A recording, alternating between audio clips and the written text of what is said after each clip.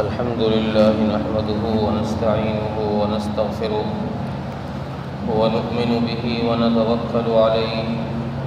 ونعوذ بالله من شرور أنفسنا ومن سيئات أعمالنا من يهده الله فلا مضل له ومن يضلله فلا هادي له ونشهد أن لا إله إلا الله وحده لا شريك له ونشهد أن سيدنا ومولانا محمدًا عبده ورسوله أما بعد فأعوذ بالله من الشيطان الرجيم بسم الله الرحمن الرحيم أم كنتم شهداء إذ حضر يعقوب الموت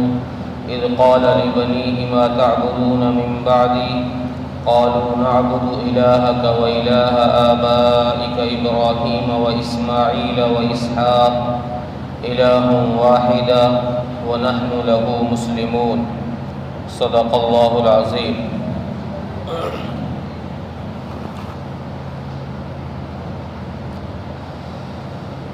غیور نوجوان دوستوں، بھائیوں،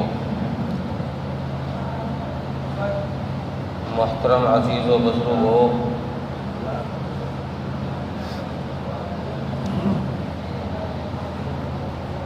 اس وقت حالات کے مد نظر اس بات کی بہت اہم ضرورت ہے کہ ہم لوگ اپنے آپ کو دین کے ساتھ جوڑ کے رکھیں۔ ہمارا تعلق دینداروں کے ساتھ مضبوط ہو، ہمارا تعلق مساجد کے ساتھ مضبوط ہو، اور ہمارے بچوں کا تعلق مکاتب کے ساتھ مضبوط ہو۔ حالات جس تیزی کے ساتھ بدل رہے ہیں،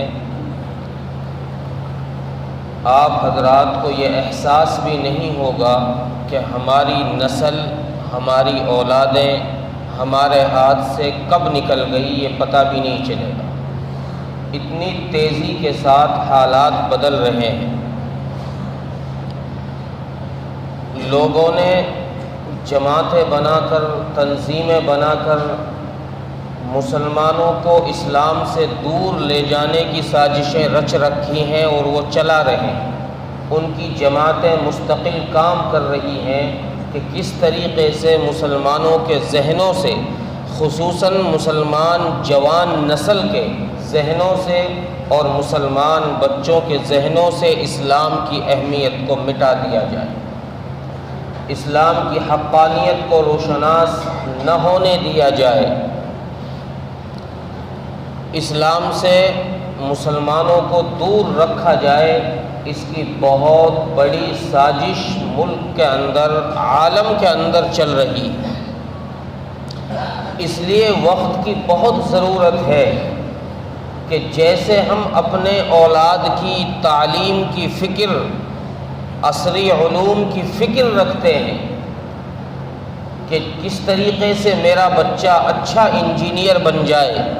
اچھے کالج میں جائے، اچھا ڈاکٹر کیسے بن جائے، پی ایچ ڈی اور ایم بی بی ایس اچھا کیسے بن جائے، کون سے اسکول میں اس کو تعلیم دلائی جائے، جیسے اس بات کی فکر ہے، اس سے کہیں زیادہ اس کی فکر ہونی ضروری ہے کہ ہمارے بچے کی زندگی میں دین کیسے آ جائے، میرا بچہ قرآن کو جاننے والا کیسے ہو جائے۔ اور قرآن کا جاننا بھی صرف جاننا ہی نہیں، قرآن کو صحیح جاننے والا، قرآن کا صحیح پڑھنا، یہ فرض عین ہے۔ ایک ہوتا ہے قرآن کا خالص پڑھنا کہ بس قرآن پڑھنا آ گیا مجھے، اب اسے نہ ہا کا پتہ، نہ چھوٹی ہا کی تمیز، نہ بڑی ہا کی تمیز، نہ زا کی تمیز، نہ ضا کی تمیز، نہ جیم کا پتہ، نہ زال کا پتہ، نہ زا کا پتہ، نہ ضاد کا پتہ، کچھ پتہ ہی نہیں، بس پڑھنا آ گیا ہے بچے کے پاس۔ یہ پڑھنا کام نہیں دے گا۔ قرآن کا جیسے سیکھنا فرض عین ہے، ویسے ہی قرآن کا صحیح سیکھنا بھی فرض عین ہے۔ اس لیے اپنے بچوں کے مستقبل کو دھیان میں رکھتے ہوئے بہت ضرورت ہے اس وقت میں، چونکہ ملک میں جو حالات ارتداد کے بنے ہوئے ہیں، ہماری جوان بیٹیاں مرتد ہو رہی ہیں، ہم یہاں اپنے کاروبار میں مست ہیں، مگن ہیں، بزنس میں لگے ہوئے ہیں، ہمیں کچھ نہیں پتہ ہزاروں کی تعداد میں مسلمان بچیاں ہندوستان کے اندر مرتد ہو چکی ہیں۔ اس کی سب سے بڑی وجہ یہ ہے کہ ان بچیوں کی زندگی میں تعلیم دین نہیں تھی، ان کو اپنے عقائد کا علم نہیں تھا، ان کو بچپنے میں قرآن کی تعلیم نہیں دی گئی، ان کو اسلام کی تعلیم سے روشناس نہیں کرایا گیا، ان کو یہ بتایا نہیں گیا کہ اسلام نے عورت کا مقام کتنا بلند کیا ہے، اسلام کے آنے سے پہلے عورت کس قدر ذلیل تھی، لوگ زندہ لڑکیوں کو درگور کر دیا کرتے تھے، اور اگر کسی کا خاوند مر جاتا کسی عورت کا تو کفار کے زمانے میں رسول اللہ صلی اللہ علیہ وسلم کی بعثت سے پہلے لوگ اس بیوی کو بھی اس مرد کے ساتھ دفن کر دیا کرتے تھے، زندہ داب دیا کرتے تھے۔ یہ عالم تھا، اسلام نے آ کے ایک مقام دیا، ایک عزت دی، ایک وقار دیا کہ یہ عورت زینت ہے، یہ عورت وہ ہے کہ جس کے ہاتھ کے بغیر کوئی ولی نہیں بن سکتا، اگر عورت کا ہاتھ پیچھے نہ ہو تو نہ کوئی نبی بن سکتا ہے، نہ کوئی ولی بن سکتا ہے۔ ہر ولی کے پیچھے، ہر قطب کے پیچھے، ہر ابدال کے پیچھے، ہر محدث کے پیچھے، ہر محقق کے پیچھے، ہر مفسر کے پیچھے اس کی ماں کا ہاتھ ہوتا ہے، ایک عورت کا ہاتھ ہوتا ہے، تب جا کر وہ محدث بنتا ہے۔ امام ربیع رحمت اللہ علیہ، حضرت امام مالک رحمت اللہ علیہ کے بھی استاد، ان کی ماں نے ان کو اس قدر تربیت کے ساتھ ان کی پرورش کی ہے۔ باپ جہاد میں چلے گئے اور بیٹا بھی ماں حمل سے تھی، بیٹا پیٹ میں ہے، باپ کو پتہ بھی نہیں ہے کہ بیٹا ہے کہ بیٹی، لیکن جس وقت جہاد میں گئے اس وقت یہ کہہ کر گئے کہ اگر بیٹا ہو تو اس کو دین کا عالم بنانا، اس کو دین کی تعلیم دینا، اس کو صحیح راہ پر چلانا، اور اگر بیٹی ہو تو اس کی اچھی پرورش کرنا، گھر میں حفاظت سے رکھنا۔ اور اس کے لیے تقریباً 20,000 درہم ان کو دے کر چلے گئے کہ یہ اخراجات ہیں، یہ خرچہ ہے، اس سے تم ان کی پرورش کرنا، اپنی ضروریات بھی پوری کرنا۔ جب وہ 16 سال کے بعد باپ جہاد کے سفر سے واپس آیا، مسجد نبوی میں گیا، مسجد نبوی میں جا کے دیکھا کہ ایک کم عمر بچہ 16 17 18 سال کا بچہ وہ مسجد نبوی میں حدیث پڑھا رہا ہے، اور ہزاروں کا مجمع مسجد نبوی میں اس کے سامنے بیٹھا ہے۔ تو یہ باپ رشک کرنے لگا کہ کاش میری اولاد ایسی ہوتی،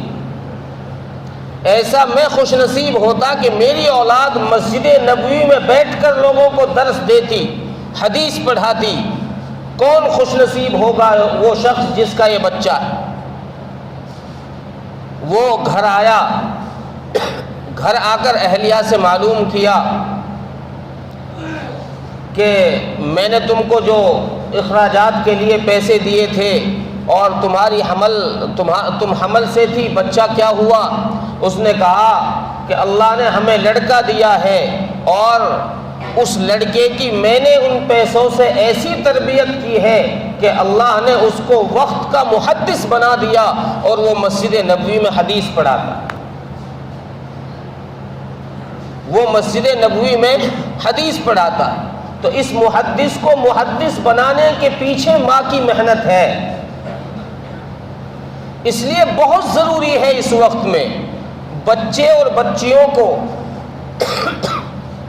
مکاتب کے ساتھ جوڑنا، ہر گھر میں، ہر گلی میں مکتب قائم ہونا چاہیے، تب جا کر نسلیں محفوظ رہ سکتی ہیں۔ ورنہ اپنے ایمان کو تو ہم جیسے تیسے لے جائیں گے کھینچ کر بچ جائے گا، لیکن نسلوں کے لیے یہ امید نہ رکھنا کہ ہماری نسلیں بھی ہماری طرح چہرے پر داڑھی اور ٹوپی والی پیدا ہو جائیں۔ جس تیزی کے ساتھ ملک میں محنت ہو رہی ہے، اگر اس محنت سے بچا جا سکتا ہے تو صرف قرآن کی تعلیم کے ذریعے بچا جا سکتا ہے۔ کوئی تعلیم نہیں ہے، کوئی محنت نہیں ہے، کوئی جماعت نہیں ہے، کوئی تنظیم نہیں ہے جو مسلمانوں کو ارتداد کو روک سکتی ہو سوائے قرآن کی تعلیم۔ اندلس میں کیا ہوا ہے؟ اندلس میں کیا ہوا؟ 1200 سال تک مسلمانوں نے حکومت کی اندلس کے اندر، اسپین کے اندر،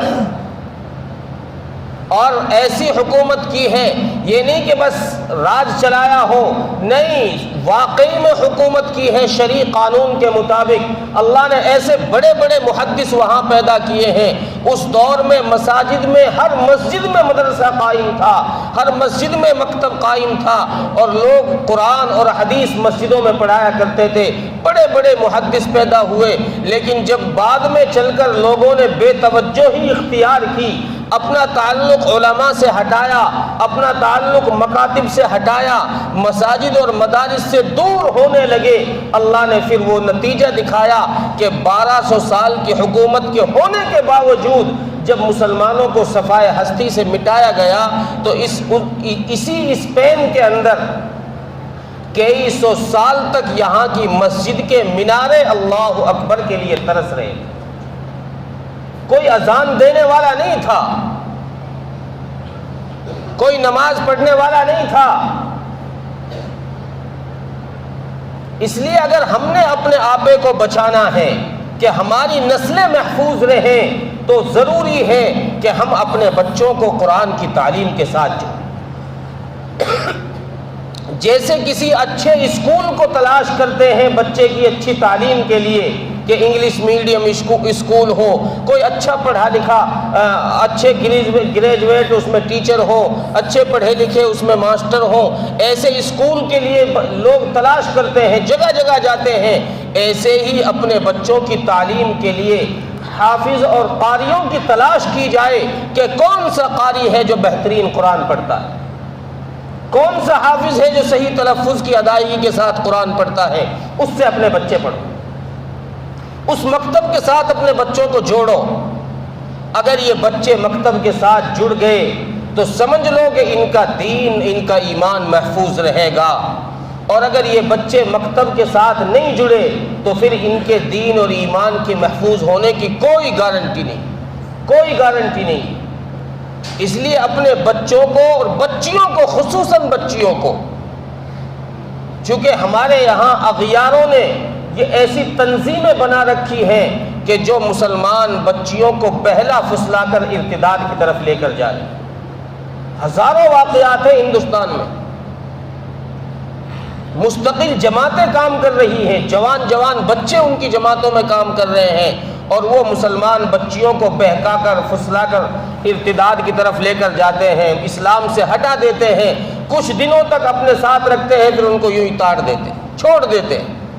اب ان کا نہ ادھر کوئی ہے نہ ادھر کوئی، اب وہ ماری ماری پھر رہی ہے، کوئی پوچھنے والا نہیں۔ اور جب اسلام زندگی میں آئے گا، قرآن زندگی میں آئے گا، چونکہ قرآن ایسی کتاب ہے جب یہ زندگی میں آتی ہے تو اثر ڈالتی، دلوں کی صفائی کر دیتی ہے، اندر سے بیماریاں دور کر دیتی ہے۔ دیکھتے نہیں ہو عمر فاروق رضی اللہ تعالی عنہ بہن کے گھر پر گئے ہیں، بہن نے قرآن کی تلاوت کی ہے، اندر سے عمر جیسے غسیل آدمی جو برداشت نہیں کرتے تھے اسلام کی بات کو، جب قرآن سنا ہے اندر کا میل صاف ہوا ہے، اور میل صاف ہو کر قرآن نے ایسا اثر ڈالا کہ محمد کے قدموں میں لے جا کے ڈال دیا۔ تو قرآن بے اثر کتاب نہیں ہے، با اثر کتاب ہے، لیکن سچ یہ ہے کہ ہم نے اس قرآن سے اپنا تعلق جوڑا نہیں۔ اگر قرآن سے تعلق جوڑ لیا جائے گا تو قرآن اثر ڈالے گا زندگیوں میں، انسان نہیں ہے، جناتوں کی زندگیاں بھی بدل دیتا ہے۔ رسول اللہ صلی اللہ علیہ وسلم جب آپ نے نبوت کا اعلان کیا، آسمان کے دروازے شیاطین کے لیے اللہ نے بند کر دیے، قرآن نازل ہونا شروع ہوا، آسمان کا اوپر جانا بند۔ اب جناتوں میں، دنیا کے جناتوں میں یہ چرچا ہو گئی، اور وہ اپنے گرو گنڈال کے پاس گئے کہ بھئی معاملہ کیا ہوا، ہمیں کوئی اوپر جانے نہیں دیتا، اوپر سے اوپر جاتے تو بھگا دیے جاتے ہیں، مار دیے جاتے ہیں، کیا معاملہ ہوا؟ جناتوں کے گرو گنڈال نے ان سب کو مشورہ دیا کہ ایسا کرو، تم چھوٹی چھوٹی جماعتیں بناؤ، چھوٹی چھوٹی جماعتیں تشکیل دو۔ ان جماعتوں کو تشکیل کے لیے اب کہا اس نے کہ اب تم سارے عالم کا گشت کرو کہ دیکھو دنیا میں کون سی چیز نئی وجود میں آئی۔ تفسیر معارف القرآن کے اندر مفتی شفیع صاحب رحمۃ اللہ علیہ لکھتے ہیں کہ نصیبین ایک جگہ ہے غالباً عراق کے اندر، یہاں کے جناتوں کی جماعت اڑتی ہوئی جا رہی تھی، تلاش کر رہے تھے کہ بھئی کیا معاملہ ہوا ہے، ایسی کیا چیز وجود میں آئی ہے جس کی وجہ سے ہمیں اوپر جانے نہیں دیا جاتا۔ وہ اپنے استاذ کے، ابلیس کے یہ جاسوس بن کے نکلے ہیں چھوٹے چھوٹے ٹکڑوں میں، جاسوسی کرنے کے لیے کہ کہاں کون سی چیز وجود پا گئی ہے۔ یہ جب نکلے نصیبین سے اڑتے ہوئے جا رہے تھے مکہ مکرمہ کی طرف، تو مکہ مکرمہ میں ایک جگہ ہے تہامہ، وہاں پر رسول اللہ صلی اللہ علیہ وسلم ابھی نماز فرض نہیں ہوئی تھی، نفلوں میں آپ قرآن کریم کی صبح کے وقت میں تلاوت فرما رہے ہیں تہامہ کے اندر۔ ان جناتوں نے جب رسول اللہ صلی اللہ علیہ وسلم کی آواز ان کے کانوں میں پڑی، یہ اوپر سے گزرے، نیچے سے آواز قرآن کے پڑھنے کی آئی، ان کے کانوں میں وہ آواز پڑی تو یہ وہیں رک گئے، اور انہوں نے اپنے ساری جماعتوں کو اکٹھا کر لیا، آواز دیا آ جاؤ بھائی، مقصد یہاں ہے، ہم جس مقصد کے نکلے تھے وہ مقصد یہاں ہے۔ انہوں نے ساری جماعتوں کو بلایا اور وہاں بیٹھ گئے۔ رسول اللہ صلی اللہ علیہ وسلم کو بھی احساس ہو گیا کہ کوئی بیٹھا ہے۔ آپ صلی اللہ علیہ وسلم نے نماز مکمل کرنے کے بعد ان سے خطاب کیا، ان جناتوں کو سمجھایا، ان کو اسلام کی تبلیغ کی، اسلام کی دعوت دی، قرآن کی حقانیت کو بتایا، اپنے نبی اور رسول ہونے کو بتایا۔ قالوا، قرآن کہتا ہے قالوا انا سمعنا قرآنا عجبا، جب ان جناتوں نے قرآن کو سنا تو یہ ایسے متحیر ہو گئے جیسے انسان کوئی عجیب سی بات دیکھتا ہے نا، اس کی آنکھیں پھٹی کی پھٹی رہ جاتی ہیں، منہ کھلا کا کھلا رہ جاتا ہے، بھائی یہ کیا ہو گیا، یہ کیا ہو۔ ان جناتوں نے جب قرآن کریم نبی اکرم صلی اللہ علیہ وسلم کی زبانی سنا تو یہ متحیر ہو گئے، بھائی یہ کیا، یہ کون سا کلام ہے، بھائی یہ کون سا کلام ہے۔ قالوا انا سمعنا قرآنا عجبا یہدی الی الرشد فآمنا به ولن نشرک بربنا احدا۔ انہوں نے جب رسول اللہ سے تعلیم سنی،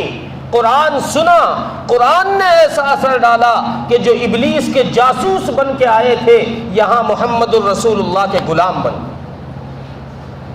وہیں بیٹھے بیٹھے کلمہ پڑھ لیا۔ قرآن کا ایک دفعہ سننا ان کے لیے باعث ایمان ہو گیا،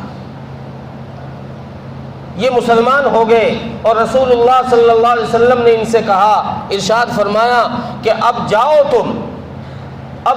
تم، تمہارا کام یہ ہے کہ اب جو تمہاری اور جماعتیں ہیں، تمہارے اور یار دوست ہیں، اور جو رشتہ دار ہیں، ان کو جا کر اسلام کی دعوت دو، اسلام کی تبلیغ کرو، انہیں جا کر قرآن سنو۔ تو دیکھو یہاں قرآن کریم کے ایک دفعہ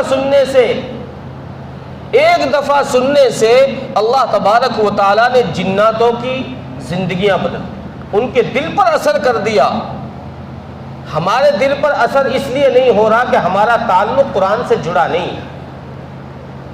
اس لیے قرآن سے اپنا تعلق جوڑیں۔ اور قرآن کا سب سے پہلا حق یہ ہے کہ قرآن کو صحیح تلفظ کے ساتھ روزانہ تھوڑا بہت پڑھا جائے، روزانہ تھوڑا بہت پڑھا جائے، اور اللہ توفیق دے دے تو ترجمہ بھی پڑھا جائے۔ اللہ توفیق دے دے، آدمی کے پاس کوئی زبان آتی ہو، اب تو ترجمہ ہندی، انگلش، عربی، اردو، ہر زبان میں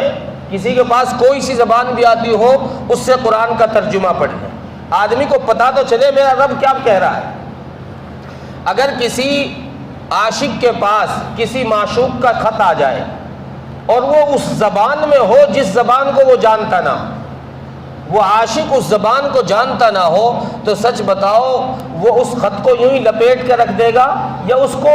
پڑھانے کے لیے، اس کو سمجھنے کے لیے، اس کے مفہوم و مطالب کو جاننے کے لیے وہ اس لینگویج کے، اس زبان کے ماہر کو تلاش کرے گا، اس زبان کے ماہر تک وہ پہنچ کر رہے گا، اس کو چین نہیں آئے گا جب تک یہ نہ پتہ چل جائے کہ خط میں کیا لکھ رہا ہے۔ تو قرآن رب کا کلام ہے، ہمیں بھی یہ جستجو اور فکر ہونی چاہیے کہ ہمیں بھی یہ پتہ چلے کہ میرے رب نے مجھ سے کیا خطاب کیا، جو قرآن میں جگہ جگہ یا ایھا الذین آمنو، یا ایھا الذین آمنو، کس کو خطاب ہو رہا ہے؟ کس کو ہو رہا؟ مجھ کو اور آپ کو ہی تو کہہ رہے ہیں اللہ، اے ایمان والو، اے ایمان والو، اے ایمان والو، ہمیں خطاب کر رہے ہیں۔ اب آگے پتہ تو چلے کہ اس خطاب میں کہا کیا جا رہا ہے، پتہ تب چلے گا جب ہم اپنے آپ کو قرآن کریم کے ساتھ وابستہ رکھیں گے، قرآن کے مطالب، تراجم اور تفاسیر کو پڑھنے کی کوشش کریں۔ اللہ تبارک و تعالی عمل کی توفیق عطا فرمائے۔ وآخر دعوانا الحمدللہ رب العالمین۔